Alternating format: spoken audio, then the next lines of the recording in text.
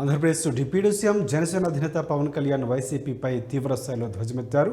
ప్రపంచవ్యాప్తంగా కోట్లాది మంది భక్తులు ఎంతో పవిత్రంగా భావించే తిరుమల శ్రీవారి లడ్డూ ప్రసాదం తయారీలో గత ప్రభుత్వం హయాంలో భారీ కుంభకోణం జరిగిందని ఆయన ఆరోపించారు. ఈ వ్యవహారం సుప్రీంకోర్టు వరకు వెళ్ళినా ఇందులో సిబిఐ ఎక్కడా క్లీన్ చిట్ ఇవ్వలేదని ఆయన పేర్కొన్నారు. ఇక ఈ వ్యవహారంలో దోషి పరిస్థితులను వదిలిపెట్టబోమని, భగవంతుడి ముందు వారు మోకరిల్లే వరకు తమ యుద్ధం ఆగదని పవన్ కళ్యాణ్ హెచ్చరించారు.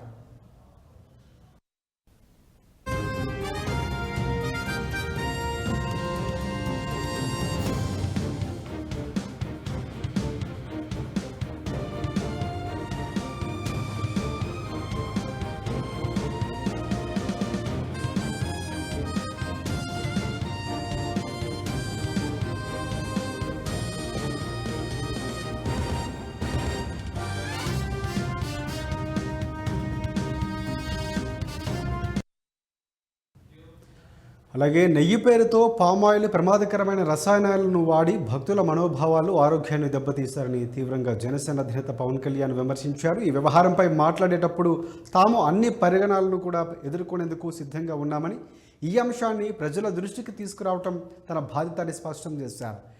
టీటీడీ ఒక నిర్దిష్ట కంపెనీ 59.70 లక్షల కిలోల నెయ్యి సరఫరా చేసినట్లు అధికారికంగా లెక్కలు చూపించింది. కానీ మా వద్ద ఉన్న ఆధారాల ప్రకారం అదే కంపెనీ 58 లక్షల కిలోలకు పైగా పామాయిల్, దానికి సంబంధించిన ప్లాంట్ బేస్డ్ ఉత్పత్తులు కొనుగోలు చేసింది అని కూడా ఆయన తెలిపారు. గత ప్రభుత్వానికి దేవుడిపై, హిందూ సంప్రదాయాలపై పగ ఉందని, అందుకే ఇలాంటి చర్యలకు పాల్పడ్డారని పవన్ తీవ్రస్థాయిలో విరుచుకుపడ్డారు. వీరికి ఏడుకొండల స్వామిపై ఎందుకో పగ, 7 కొండలు ఎందుకు, 2 చాలు అన్న చరిత్ర వీరిదని కూడా పవన్ గుర్తు చేశారు.